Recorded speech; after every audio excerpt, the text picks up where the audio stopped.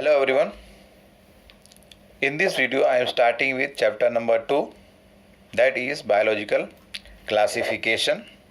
In the earlier chapter we have discussed toward the end about the taxonomical categories and also taxonomical aids. Now in this chapter we have to understand and study about classification. Means we have to study and understand, get the knowledge about the classification. What do we understand by classification?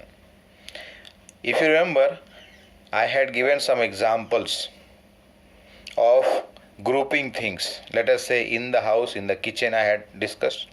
In the medical store when we visit, how they keep the medicines and it does not take a long time to search a medicine. Likewise here we are talking about biological classification, how organisms or living organisms are grouped based on some characters, and that also simple characters. And the earliest classification of living organism was based mainly on their use as to for what they are used, like for example food, shelter and clothing. And the earliest classification that was given by Aristotle, or he actually classified the plants and animals, which was more scientific, means on the basis of some characters which was based on scientific knowledge, scientific information. He classified the plants into three groups, that was the trees, shrubs and herbs. If you go the opposite way, herbs, shrubs and then trees, because herbs are very small plants, they are non-woody, means they are not very much, you can say woody part of the plant is not present there, and they complete their life cycle within few months. Then comes the shrubs and then the trees, which are large, which are perennial means what, they can live for many years. And this classification of the plant into, that is herbs, shrubs and trees, was based on morphological characters. Morphology means external character, external features. Then he also classified the animals into two groups. One group that was having the red blood cells and the other one which did not have red blood cells. Then the classification was given by Linnaeus. We have discussed about Carolus Linnaeus in the earlier chapter also. He developed the binomial nomenclature. Binomial nomenclature of living organism means giving two names to an organism. Here we are talking about classification. Linnaeus classified all the living organism into mainly two kingdoms. What you have studied from lower class, mainly the plant kingdom and animal kingdom. Plantae is plant and animalia is animal. Now in this system, according to the knowledge during that time, during the time of Linnaeus here, he did not distinguish between the eukaryote and the prokaryote. I think you remember what is the difference between prokaryote and eukaryote. Prokaryotes have simple nucleus or simple chromosome. They do not have well developed nucleus. Nuclear membrane is not present, nucleolus is not present, and even the chromosomes are not present. It is just a copy, you can say, otherwise a copy of chromosome is present, which is called as DNA. Then coming to another character or another unicellular and multicellular organism, he did not distinguish. Means in this system of classification, that was two kingdom classification, it was not distinguished between the unicellular and multicellular. Unicellular, you understand, single cell organism, and multicellular organisms have more than one cell, where further the cells are organized to form tissues, organs and organ system. And third thing is the photosynthetic and non-photosynthetic organisms were not distinguished. They all were included under the same group, that is called as the plant kingdom. Photosynthetic means the green plants which are able to synthesize their own food. Algae and plants are also included here.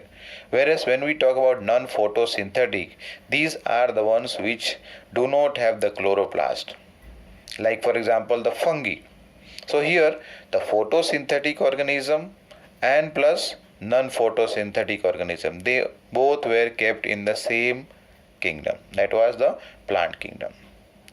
Now this classification of organism into plants and animal was done in a very easy understanding, means for an easy understanding. But there was a large number of organisms which did not fall into any category, means which were not classified into plant or otherwise the animal kingdom.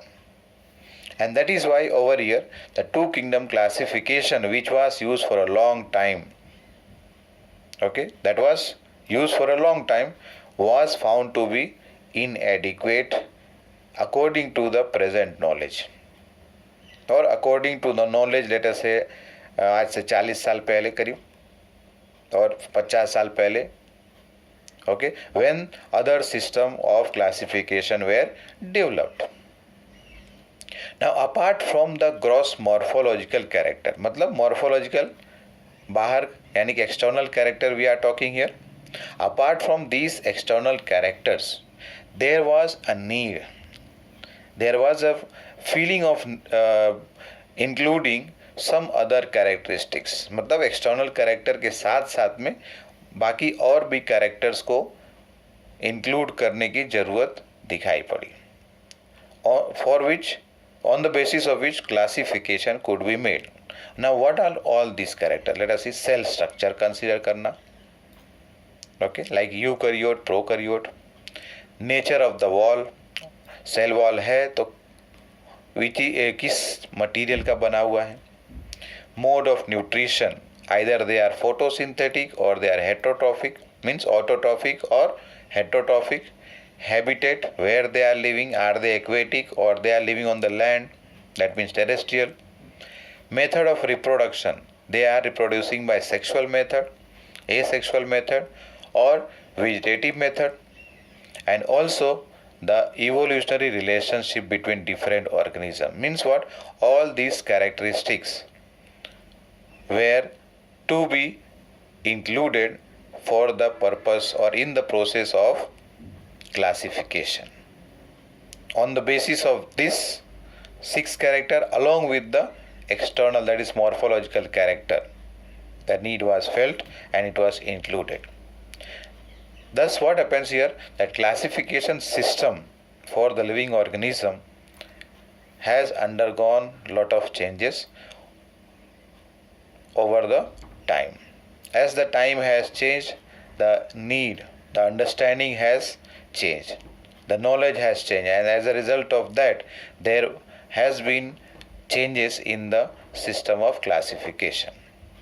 Later on in 1969, a person known as R.H. Whitaker, Robert Whitaker, he was the person who gave a more advanced, more popular system of classification.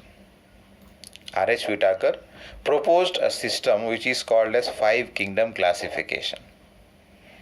And the criteria that he included, or he considered the criteria for classifying the organism into 5 kingdom, are here the cell structure that we discussed earlier, thallus organization, means ये plant का कैसा organization है, are they differentiated into root, stem, leaf or not. We will be discussing about the thallus. What is the meaning of thallus? Means what? If the plant body is not differentiated into root, stem or leaf like structure, the plant body is called as thallus. Third one is the mode of nutrition. Earlier I discussed about the autotrophic and the heterotrophic. You have studied in your 10th class about the heterotrophic. Heterotrophic organisms can be again classified into 3 types: parasitic, saprophytic and holozoic. Next one is the mode of reproduction. Either the plants are the animals organisms are reproducing by sexual method, by asexual method, or just by fragmentation or otherwise vegetative reproduction. And the last one is phylogenetic relationship. This phylogenetic means what? Taking the evolutionary relationship between the organisms. So all these characters were included by Whitaker in the classification of organism into five kingdom classification or five kingdom. The system was five kingdom classification system. Another system is there, three domain classification, which I am going to discuss in the next video. Thank you.